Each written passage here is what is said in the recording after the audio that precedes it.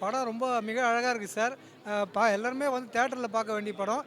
Rakshitha Mahalakshmi madam வந்து அவ்வளோ அழகாக நடிச்சிருக்காங்க. அதில் வந்து காமெடி வந்து பார்த்தீங்கன்னா, காமெடியில் கோதண்ட அண்ணன், முல்லை அண்ணன், சாம்ஸ் அண்ணன் அவங்களாம் இதில் நல்லா ரொம்ப அழகாக பண்ணியிருக்காங்க. ஆனால் வந்து ஒவ்வொரு லேடிஸ்களும் வந்து அநீதியாக இது பண்ணக்கூடாது அப்படின்னு சொல்லிட்டு அது அழகாக வரணுன்றதுக்காக ரொம்ப அழகாக டைரக்ஷன்னு, கேமராமேனு ரொம்ப அழகாக பண்ணியிருக்காங்க சார். எல்லாம் தேட்டரில் வந்து பார்க்கணும் சார். அருமையான படம் சார். சூப்பரான ப்ரோ இருக்குது, நல்லா தான் இருக்குது. ரச்சிதா மேம் நல்லாவே ஆக்ட் பண்ணிக்கிறாங்க. மறுபடி டேரக்ஷன், மூவி, அந்த ஆக்டிங் எல்லாம் நல்லா தான் ஆகுது. பேக்ரவுண்ட் மியூசிக்லாம் நல்லா ஃபேமிலி மூவி தான், நல்லா வந்து எல்லாம் என்ஜாய் பண்ணி பார்க்கலாம் ப்ரோ. என்ன ப்ரோ கதை வந்து ஆக்சுவலி வந்து பார்த்தீங்கன்னா, ஒரு ப்ரெக்னெண்ட்டாக இருக்கிற லேடி வந்து இன்ஸ்போர்ட் பண்ணி அந்த மாதிரி ஒரு லேடி இது கேரக்டர். அதனால அவர் ஆரன் மூவி தான், வேறு ஒன்றும் இல்லை. மற்றபடி நல்லா தான் ஆகுது மூவி. ஃபேமிலியோடு வந்து பார்க்கலாம், நல்ல என்டர்டைன்மெண்ட் மூவி தான். படம் ரொம்ப நல்லா இருந்துச்சு. ஒரு ஆன்மா வந்து நல்ல ஆன்மாவாக நம்ம கூட இருந்தால் எவ்வளோ நம்ம ஹெல்ப்ஃபுல்லாக இருக்குங்கிறது வந்து ஒரு பேய்ங்கிறத தாண்டி ஒரு ஆன்மா வந்து ஒரு நல்ல ஆன்மாவாக இருந்தால் எப்படி இருக்குமோ அந்த ஃபீல் வந்து இருந்துச்சு. வருங்காலத்தில் பெண்களுக்கு சத்தியமாக ஒரு இது வந்து கிடையாது.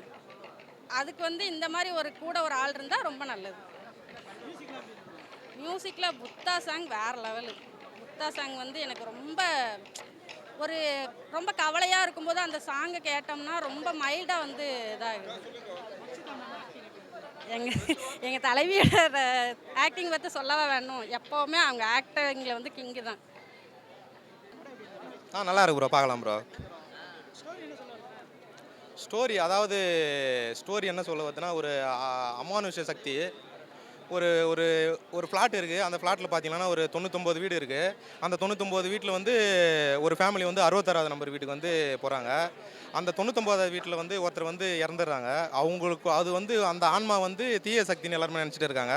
ஆனால் ஆக்சுவலாக பார்த்தீங்கன்னா அது வந்து ஒரு தூய்மையான சக்தி தான், தீய சக்தி கிடையாது. அது வந்து பெண்களுக்கு எதிராக நடக்கிற கொடுமையை வந்து ஏதாச்சும் ஒரு நடந்ததுன்னா அந்த ஆன்மா வந்து அவங்களுக்குள்ளே வந்து அதை வந்து தடுத்து நிறுத்துது. அதுதான் அந்த படத்தோட கதை. அதுதான் சொல்லியிருக்காங்க.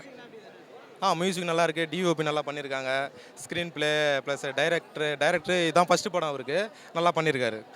ரொம்ப நல்ல படம். கண்டிப்பாக பார்க்கலாம். எல்லாருக்கும் வணக்கம். ஸோ ஆடியன்ஸ் கூட படம் பார்த்துருக்கோம் இன்னைக்கு ரோஹிணி தியேட்டரில். நல்லா இருந்தது. ஆக்சுவலி எங்களுக்கு இவங்க ஆல்ரெடி எங்களுக்கு ப்ரிவ்யூ போட்டு காட்டிட்டாங்க. அப்போ கூட எங்களுக்கு இந்த ஃபீல் கிடைக்கல. பட் ஆடியன்ஸ் கூட உட்காந்து தியேட்டரில் படம் பார்க்கும்போது எங்களுக்கு ஒரு வேறு மாதிரி தான், நம்ம படம் தானே இது அப்படிங்கிற மாதிரி ஒரு ஃபீல் இருந்தது. It was really nice. Thank you so much இந்த சப்போர்ட்டுக்கு. நிறைய பேர் வந்து வாழ்த்துட்டு இருக்காங்க, கதை நல்லா இருக்குது, நல்லா எடுத்திருக்கீங்க, புது டைரக்டர் மாதிரி தெரியல அப்படின்னு நிறைய பேர் சொல்லிட்டு இருக்கீங்க. Thank you so much. இதே மாதிரி என்கரேஜ் பண்ணுங்கள். இன்னும் நிறைய பேர் வந்து தியேட்டரில் படம் பார்க்குங்க அப்படின்னு நான் சொல்ல விரும்புகிறேன். Thank you so much.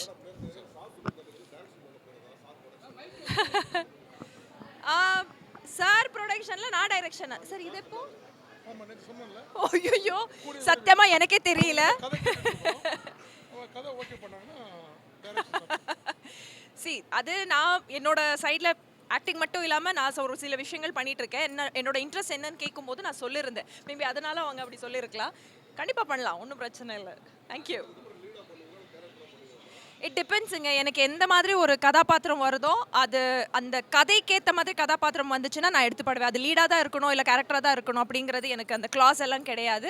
ஒரு உமன் சென்ட்ரிக்காக இருக்கணும், அதுவும் பெரிய கிளாஸ் கிடையாது. பட் சத்தியமாக அந்த கதாபாத்திரம் அந்த ஹோல் மூவியில் ஏதாவது ஒரு இம்பாக்ட்ஃபுல்லாக இருக்கணும். அந்த மாதிரி ஸ்டோரிஸ் வந்துச்சுன்னா நான் கண்டிப்பாக பண்ணுறதுக்கு ரெடி சார். எப்போவுமே இது நடக்கும் சார். எனக்கு இது அதான் சொல்கிறேனே, பெருசாக நம்ம ஒன்றும் அச்சீவ் பண்ணியிருக்க மாட்டோம். பட் அவங்க நம்மளை செலிப்ரேட் பண்ணும்போது அவங்களுக்காக நம்ம இன்னும் நிறைய பண்ணணும் அப்படின்னு தோணும். ஸோ ஒவ்வொரு வாட்டியும் ஒவ்வொரு மூவி ரிலீஸ் ஆகும்போது நான் இன்னும் அடுத்து வந்து இன்னும் நல்லா பண்ணணும் அப்படிங்கிறது வந்து அவங்க எனக்கு சொல்கிற மாதிரி இருக்கும். ஸோ இது கொஞ்சம் சரியல் மூமெண்ட்டாக தான் இருக்குது, சந்தோஷமாக இருக்குது. ஏன்னா நிறைய பேர் வந்து கன்னியாகுமரியிலேருந்து வந்திருக்காங்க, திருநெல்வேலியிலேருந்து வந்திருக்காங்க, ஜஸ்ட் பிகாஸ் நான் இன்னைக்கு ரோஹிணி தியேட்டருக்கு வந்து படம் பார்த்துட்ருக்கேன் அப்படின்னு சொல்லிட்டு. ஸோ இதெல்லாம் பார்க்கும்போது அவங்க அவ்வளோ தூரம் ரிஸ்க் எடுத்துகிட்டு நம்மளை செலிப்ரேட் பண்ணுறாங்கல்ல, கொடுத்து வச்சவங்க தான். ஸோ அவங்களுக்காக இன்னும் நிறைய நல்ல விஷயங்கள், நல்ல படங்கள் பண்ணுறேன். அவங்கள ப்ரவுட் ஃபீல் ஆக்க வைக்கிறேன். அதெல்லாம் இல்லை சார். ரச்சிதா மகாலட்சுமி அவ்வளோதான். அதுக்கப்புறம் அதுக்கு முன்னாடி எதுவும் தேவையில்லை. அந்த ரச்சிதா மகாலட்சுமியாகவே இருந்துட்டு போயிடுறேன் சார். அப்கமிங் ப்ராஜெக்ட்ஸ் ஆமாம் சார், அப்கமிங் ப்ராஜெக்ட்ஸ் இன்னும் நான் 4 படம் சைன் பண்ணியிருக்கேன் சார். இப்போது ஆல்மோஸ்ட் 2 படம் வந்து ஷூட்டிங் முடிஞ்சிருச்சு, 8 ரிலீஸ். அடுத்தடுத்து ஆல்மோஸ்ட் இந்த வருஷத்துலேயே அந்த 2 படம் ரிலீஸ் ஆகிடும். இன்னும் 2 படம் வந்து ஷூட்டிங் ஸ்டார்ட் ஆகலை. So yet to begin. So பார்க்கலாம் சார். யா